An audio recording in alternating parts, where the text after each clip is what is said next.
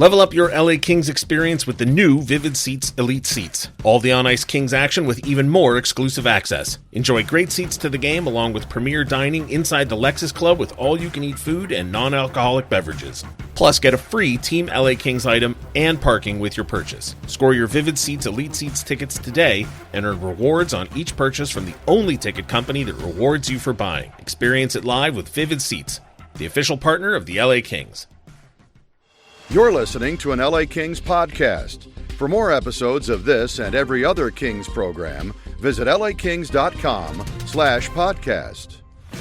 Fabro to the line, and Goligoski had pinched but could not hold. Trennan to Jeannot, he scores! What a tip! Out of midair, Tanner Jeannot tips it in. You're listening to All the Kings Men, the official podcast of the LA Kings. Cirelli puts it back to the line. This is Radish. Radish works it across to Fleury. Fleury in front trying to find a tip. Scores! Tapped into the side of the net by Tanner Jeannot. Now, here's your host, Jesse Cohen. Welcome back, Kings fans. I am Jesse Cohen. This is All the Kings Men. We're continuing our off-season evaluations. Last episode we talked about Warren Foegele. Today we're taking a look at Tanner Jeannot. He's listed at 6'2", 220 pounds. He was an undrafted free agent signed by Nashville, traded to Tampa Bay, and ultimately acquired by the LA Kings for a fourth-round pick in the 2024 draft and a second-round pick in the 2025 draft. In 227 NHL games, Jeannot has 42 goals, 38 assists, and 314 penalty minutes, and was acquired as part of a larger strategy to upgrade the Kings' intimidation level, for lack of a better phrase. Because Jeannot played fewer than 82 games for the Lightning, I went ahead and reached out to observers from both Tampa and Nashville for this episode. We'll start out with former Kings broadcaster Pete Weber. Joining me now, one of my absolute favorite people in the hockey industry, the voice of the Nashville Predators, Pete Weber. How are you doing today, Pete? Doing outstanding, thank you. And I got to tell you, after July 1st, if I'm not doing well, it's something totally outside of the hockey world that could do that to me. All right. Well, good to know. Well, hopefully that happens as little as possible. We're here today to talk about Tanner Jeannot. We've talked to somebody from Tampa Bay already, but kind of wanted to get the Nashville perspective because it was in Nashville that he had that huge season that caused him to be traded for 5 draft picks and a player taken in the first round. The Kings added 2 more draft picks to that haul to acquire him from Tampa. So what did you see in Tanner Jeannot when he was in Nashville? I saw a guy who's a tremendous teammate, and I know that doesn't sound like a heck of a lot right now to recommend him, but this was in an era where John Hines wanted the Predators to be much more difficult to play against, and he was a very large part of that.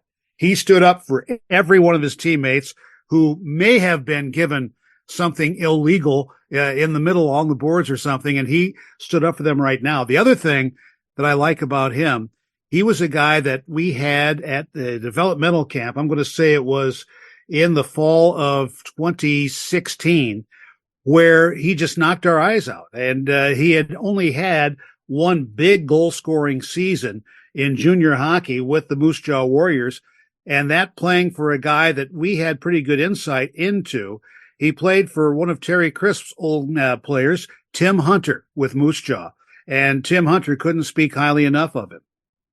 You say that him being a good teammate may not be a big deal, but I want to drill down on that, Pete, because 2 years ago, 21-22 season, the Kings made the playoffs, and they made the playoffs, at least from my perspective, on the strength of the performance of 2 lines.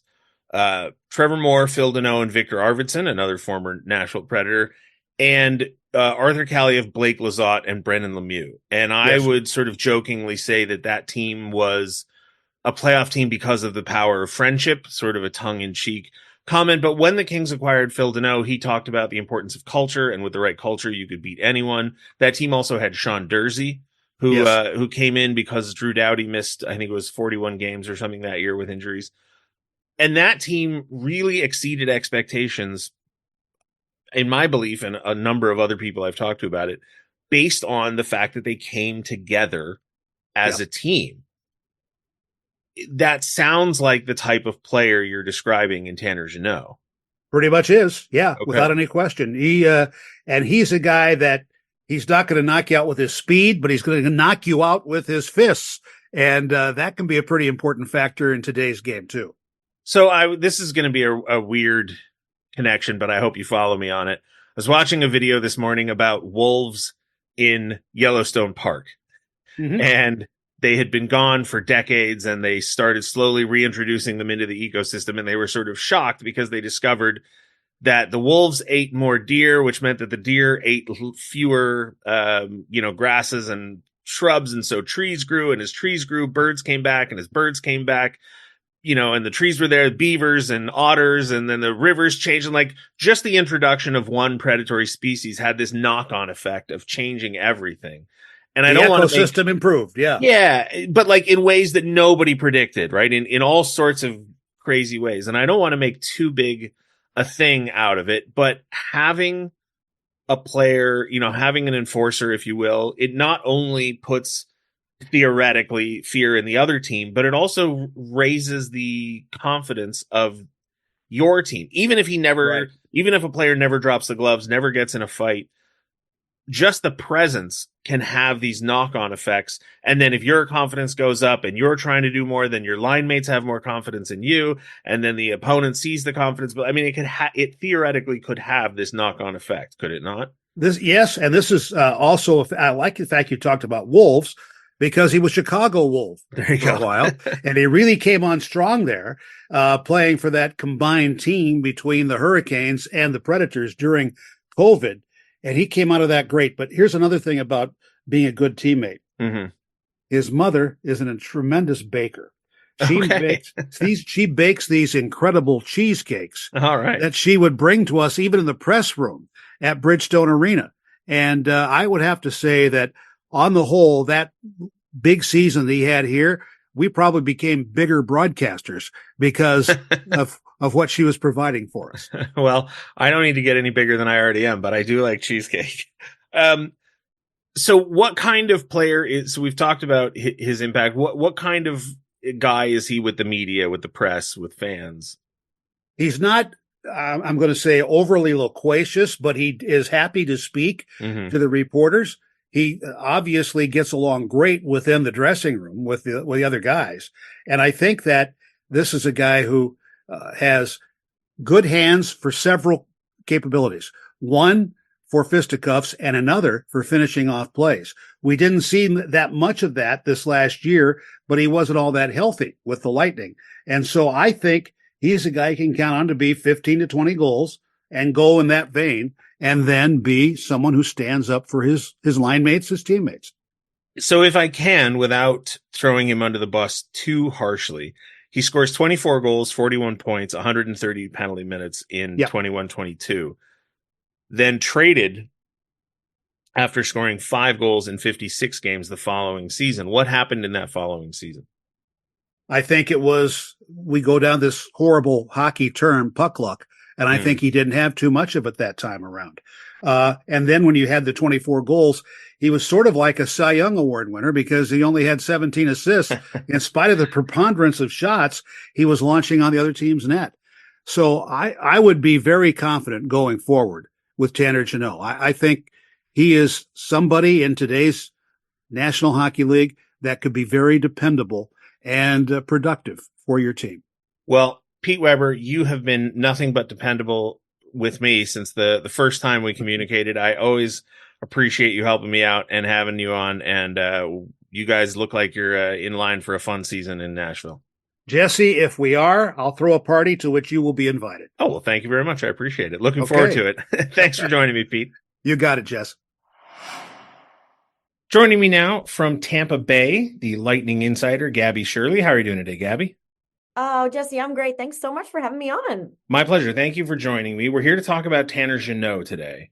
And I want to ask the sort of obvious question, at least obvious to me, which is that Tanner Jeannot was traded for Cal Foote and 5 draft picks, 1 in each round, 1st, 2nd, 3rd, 4th, and 5th. There's no way a player can live up to that acquisition cost, right? I mean, that's a haul.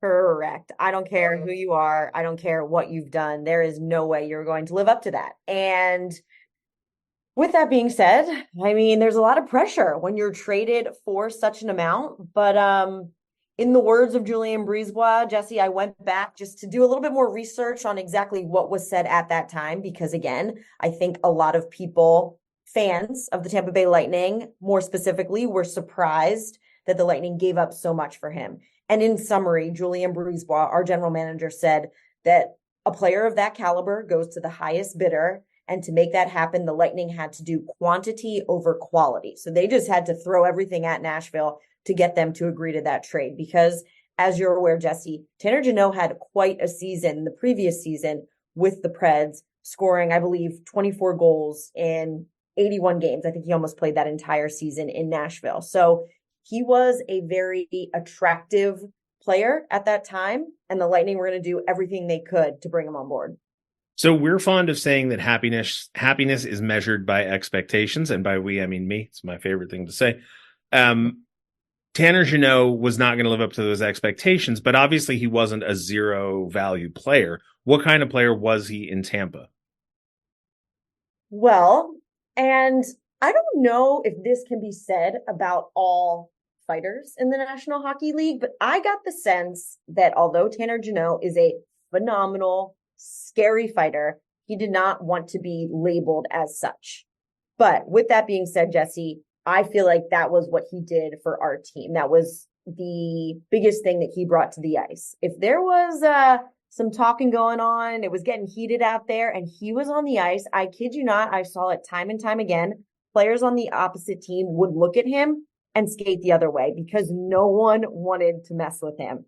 And I'm not sure, Jesse, if you saw this fight, you might have to go back and pull it up on YouTube. But in his third game with the Lightning, it was in Buffalo. He fought Riley Stillman. It was Riley Stillman's second game in Buffalo. So the two of them were looking to kind of set the tone, if you will, joining their teams just games ago.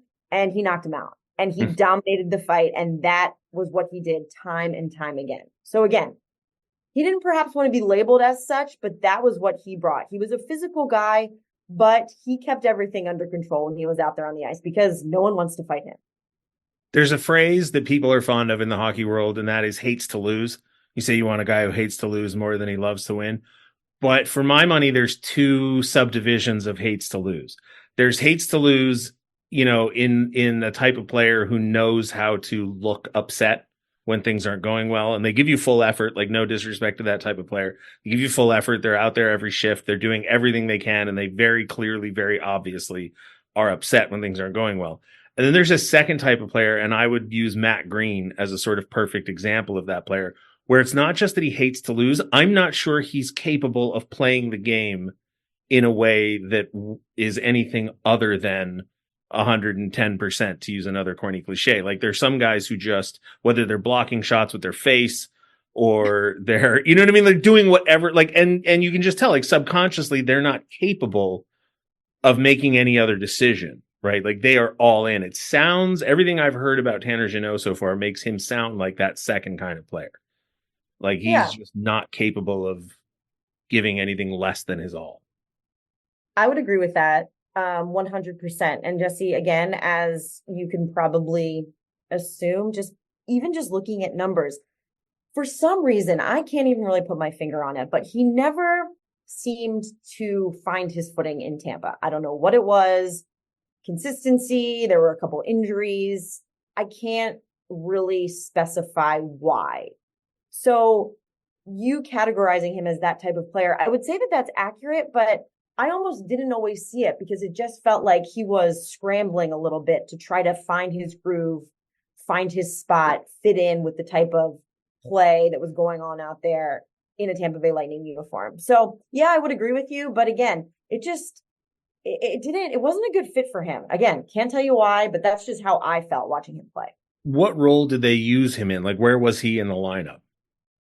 I felt like he kind of kept dropping. They tried him out with a bunch of different guys, but he was at the end, just a bottom six winger. And I looked back too. Apparently he killed a ton of penalties when he was with the Preds, but we didn't use him at all on the PK, although I think he's capable of playing out there. And he was on like our second power play unit here and there. So he mainly 5 on. More power play than penalty kill, though, in the grand scheme of things? Yes. That's bizarre. In the locker room, I don't know how much interaction you had with him, but what kind of guy is he dealing with the media and the fans? Great guy.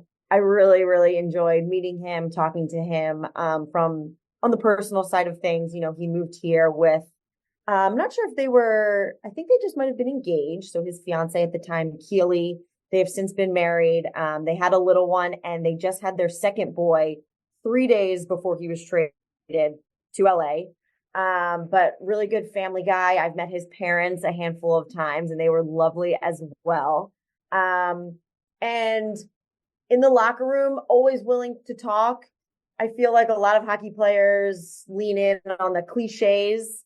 I got that from him here and there, but if you really specified on a question, you know, he was more than happy to answer it and give you some better information. So I really enjoyed getting to know him in the locker room and his family. He'll be missed for sure. I just pulled up Tampa's line combinations at even strength for last year, and it looks like Glendening, Mott, Jeannot, Cirelli, Asimont, a former LA Kings prospect, and Jeannot. He spent more time with Asimont than anybody else on this first page. Austin Watson, Luke Glendening. So, yeah, it looks like bottom six, as you said. Obviously, he scored more than 20 goals in that season in Nashville, which is why the Lightning acquired him. Do you see the skill set in his game to maybe not return to 20 goals, but do you think given better line mates, given more minutes, do you think that's still in him to reach those heights again, or at least somewhere in between what he did in Tampa and Nashville? I think he definitely has the potential to have more of an impact offensively than he did with us, for sure. As you said, 24 goals in 81 games with Nashville in that 21-22 season. I went back again and watched those goals. I feel like for some reason when he initially came to us, I was assuming he was scoring on the power play, but he was not. It was really just him being in front of the net, tipping a lot of pucks, all right in front. And again, here in Tampa, I don't really recall him doing that. It was him causing chaos, getting in the goaltender's way, just being hard to defend right in front of the net. That was how he was scoring. And I never really saw him there. So I think perhaps, again, if he finds that groove and just can get back to that, he can definitely score more than, what did he score with us? 8 goals over parts of 2 seasons. One of the questions I like to ask is how a player deals with adversity, and adversity can be defined, countless ways. But I would imagine getting traded for that kind of haul and then coming to a team and not instantly being put in a position to be a top line forward or a top 6 forward, and then not matching your offensive output would count as some form of adversity. So how does he handle adversity from your perspective?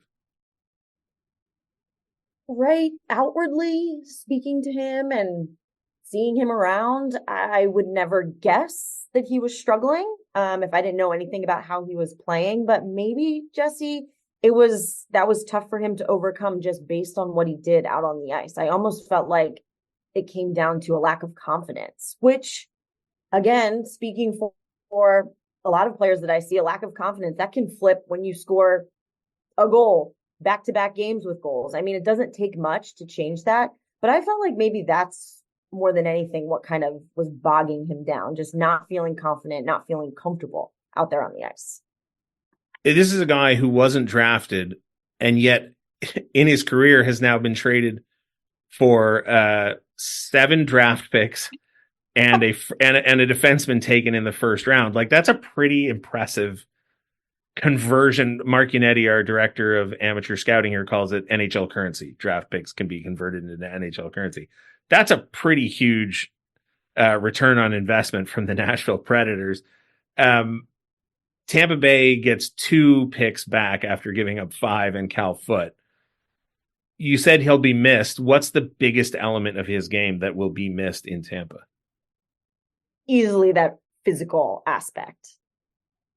As I said, he would be on the ice and players would look in his direction on the opposing team and turn away. He would skate into a bit of a scrum and it would immediately dissipate. You could argue maybe, Jesse, right, that the game as it is today is kind of getting away from that hard-nosed, physical, let's fight style. but I still think you kind of need at least one of those guys on your team to either ruffle the feathers of the other team if need be, or to just kind of keep things under control. So for sure, that physicality will be missed the most, I think, out there on the ice. Yeah, so there's a website that gives you like percentages of how much time different players spend on respective lines. And I'm looking at Tanner Jeannot. And if you have a player like Anze Kopitar, right, it's pretty simple. He finds two players he likes, and then you can count on 40-50% of his season being spent with those two guys. And then it quickly drops down. And then ultimately you get like a million little 1%ers or less than 1%, guys go off for a line change, and Kopitar is out there with two guys he wouldn't ordinarily play with. But I'm looking at Tanner Jeannot, and the highest percentage he has with two line mates, I think is 13.2%, and it's Glendening and Mott. Then it's 9.8% with Shirley and Asamont, 8.6% with Glendening and Asamont, 7.1% with Paul and Asamont, 6% with Watson and Glendening. So I mean, like, obviously this is a guy who didn't have regular line mates. It was a challenge, it looked like. Correct. Yeah. And Luke Glendening was our fourth line center. So he typically found himself on that fourth line. And yeah, he would mix it up. He's physical throughout his game, but it just didn't flip offensively, specifically on the numbers, which sometimes you can't judge a player by, how many goals? Is he good or bad? But again, just the expectations, I think we were hoping that he would contribute more offensively. Well, the expectations here will not be as high as they were in Tampa. Gabby, you have met our expectations. Thank you so much for joining me. Really appreciate it. Wow, that was a great Thank quote, you. Jesse. I hope I was insightful. Again, Tanner Jeannot, great guy off the ice. Enjoyed watching him play. I wish him all the best in LA. And thank you so much for having me on. It was great. Joining me now, Ed Egros from Bally Sports. How are you doing today, Ed? I'm trying to stay cool despite our inclement weather. By inclement, I mean hot. You and I must live in different parts of LA. It's still overcast where I am right now, and it's 4:13 p.m. in the afternoon. It feels like a blanket, though. Yeah, I'm not a huge fan of humidity, which it seems to be the last couple of years more and more humid in LA, but it's 73 degrees where I'm at. Oh, that must be nice. It's, I'm happy it's awesome. I'm not going to lie. Yeah, that's great. Yeah. And the wind is making it feels like it's 70 degrees, according to my phone. The only downside, like I said, 75% humidity. I could do it without that. Anyway, feeling like a blanket is, means it feels heavy, and Tanner Jeannot plays a heavy game. Mm-hmm. So we're going to talk about Tanner Jeannot and that heaviness. One thing that I am, Ed, completely fascinated by with Tanner Jeannot, and it actually has nothing to do with Tanner Jeannot specifically, but he has been traded for 7 draft picks and a player selected in the first round. He's been traded for a first, 2 seconds, a third, a fourth, or 2 fourths, a fifth, a sixth, and a seventh, I think. Or maybe just the fifth. Maybe just the first 2 seconds, a third, 2 fourths, and a fifth. It's a lot either way. Right. For a guy with one offensively productive season. The Kings have acquired him. Again, we mentioned this when we were talking about Warren Fogle. They've set a theme of acquiring players that are quote to quote hard to play against, or truculent, whatever phrase you want to use. Tanner Jeannot fits that category to a T. So what can you tell us about Tanner Jeannot? 6'2", 208 pounds. I think old scouts might like him because he really didn't quit on his career despite spending a lot of time at the lower levels. And it seems to me, and this is probably not the analytical perspective, but I will certainly get to that in a bit. But I think when you're probably spending that much time in lower levels, I think sometimes you can acquire a little bit of grit, a little bit of feistiness that way. I don't know how much the direct relationship really works in that regard, but certainly the narrative fits when it comes to him. Led Tampa Bay in hits last season. But what's really interesting is the year before that, he inflicted 290 hits, nearly 100 more than second place Eric Cernak. So you look at sort of what his prototype is supposed to be, and Tampa Bay relied on that significantly just a couple of seasons ago. And the fact that he's still doing that at a really high level, the stamina is there, so you certainly like that. Also drew a lot of penalty minutes as well, getting better at penalty differential. So even if, say, the hits went down just a little bit, the penalty differential certainly improved. And so he can draw a lot of contact as well, going back to your point when it comes to just being tough to play against.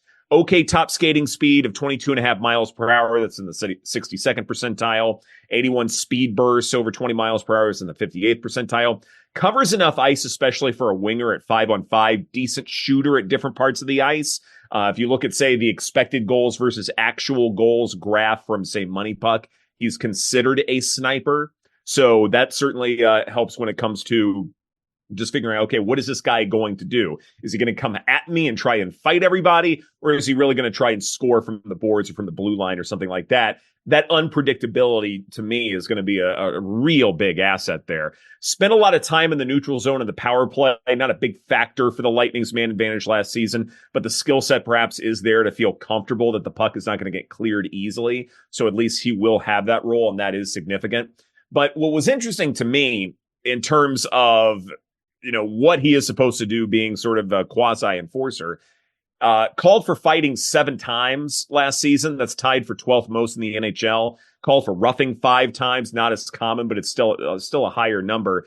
And one big thing that I think really matters when it comes to talking about what Jeannot can do is that one of the big problems with the Kings last season was that they suffered through a lot of penalty minutes. They were called for all kinds of infractions. And when you have that sort of physical brand of hockey that you hope to create, then that has to be a bit of a concern. So the question then is, okay, if you are already struggling in terms of keeping 5 men on the ice, you're adding an enforcer. Is this going to be a big deal? Well, the thing is, you look at the players who were called for infractions most often last season, they're not there anymore. Pierre Dubois, probably the biggest standout there, called for hooking 7 times last season, roughing 6 times, tripping 6 times. So it's one of those things where by subtraction, you are able to sort of address this one big concern about having all of these penalty minutes. And that gives you an opportunity to acquire someone like Jeannot. There was a lot in there. I want to backtrack to the hit number. Sure. Because you mentioned that he had, what did you say, 290 just a couple seasons ago. Right. And you said that was more than Erik Cernak. And my first question was, oh my God, was that just in his 20 games with Tampa? No, it wasn't. That would be insane. But right. What to say that 290? 290. Yeah. So Erik Cernak was second on the Tampa Bay Lightning that season with 209. Mm-hmm. But the next guy on the list is Russ Colton with 188.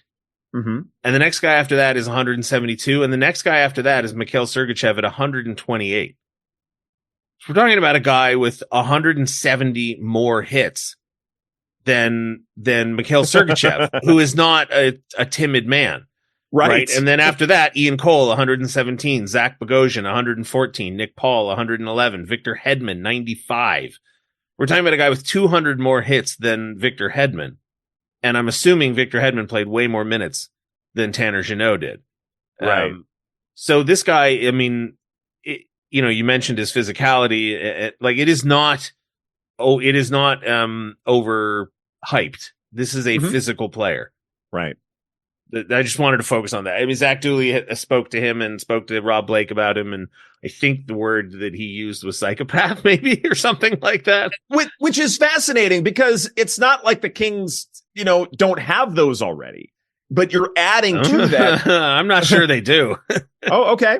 290 hits is a lot of hits. No, it is. But I also wonder, yes, this is a physical brand of hockey that the Kings want to, amp up, and that's great. But it's not like you had a bunch of timid guys already. This is another level, I guess, is my argument, that, you know what you're getting in him. There's no adjusting that. But you're also, looking at, a situation where that physical brand, in some spaces already happened to be there, but now we're going into overdrive. So this is my curiosity about these acquisitions. Mm-hmm. 2023-24, last season for the LA Kings. If I have this correct, Carl Grundstrom led the Kings with 115 hits. Right. Alex Laferriere was second with 113. Kempe was third with 112. Pierre-Luc Dubois was fourth with 96. So already you've lost two of your top hits earners, but the both of them combined didn't have as many as Jeannot. I think the both of them combined had like 2/3 of Jeannot. So you're not necessarily losing anything in that regard. However, talking about him as or talking about his impact on penalty differentials, the penalty kill last year was fantastic for the Kings. However, it relied on Blake Lizotte, who is gone, Matt Roy, who's gone, and the goaltending performance, the difference from 2022-23 to 2023-24 was a huge upswing, particularly in shorthanded save percentage. So now with no Blake Lizotte, no Matt Roy, and Kemper, who may or may not be better than Cam Talbot, it would be really shocking to me if Darcy Kemper's numbers represented, without watching him play, it would be shocking to me if his numbers represented a significant increase in goaltending performance based just on numbers. Now, you and I have talked about what those numbers mean and what their values are, and I'm not even going to open that can of worms. But the point is, I don't know how good the penalty kill is going to be. And if Tanner Jeannot and company are constantly throwing themselves in the box with this aggressive play, we've talked, Zach Dooley and I have, about the question marks that are piling up on this team. Each question mark could go good or bad, right? I'm not suggesting that they necessarily equate to concerns, but it's just things we don't know. And one of them is, well, how good is the penalty kill? And as people like to mock it, but Andy Murray used to say our penalty kill is our power play. Our enforcer is our power play. That's what it was. Meaning that we can take penalties because our power play will, or vice versa. Apologies, everybody. I've just walked myself into a conversational alleyway that I can't get out of. But you can be in a penalty kill and it's still okay because you can. And you can risk getting in fights because if the other team takes a whatever, then your power play will. Anyway, the point is I have no idea how good the special teams are going to be this year. And so that makes a team that may or may not rack up more penalties. It's just another question mark. It does seem to me like, again, given who isn't there now, that naturally I think the number of penalty minutes will go down. Like, yes, you have this additional enforcer, and yes, that is going to matter. But at the same time, it's those 2-minute minors that happen in the most random of situations. I think it is safe to say that level is going to go down a little bit. So maybe it gets replaced with, a more physical brand of hockey, but you would probably prefer that as opposed to, say, a slashing call that really doesn't change a whole lot in terms of how the rest of the game is going to play out, except that for the next 2 minutes, you're down a man. Well, I was going to say one interesting wrinkle about Jeannot is I'm looking at his numbers. In Tampa, in his second season, he had 55 games, 75 penalty minutes. In his first run with them, he had 20 games, 22 penalty minutes. And then in that full season in Nashville, where he had 41 points, he had 130 penalty minutes in 81 games. So it's not nothing, but it's also not, like a Marty McSorley-esque cartoonish amount of penalty minutes. Exactly. And that to me is important, especially when you are considering, how to play a physical brand of hockey, but also get away with it. Certainly that does require a disciplined approach. And to an extent, I think this explains why he, in many circles is highly touted, because he is able to enforce, but also in a sense, get away with it. Well, Ed, we appreciate your time as always, and we'll talk to you soon. Appreciate it.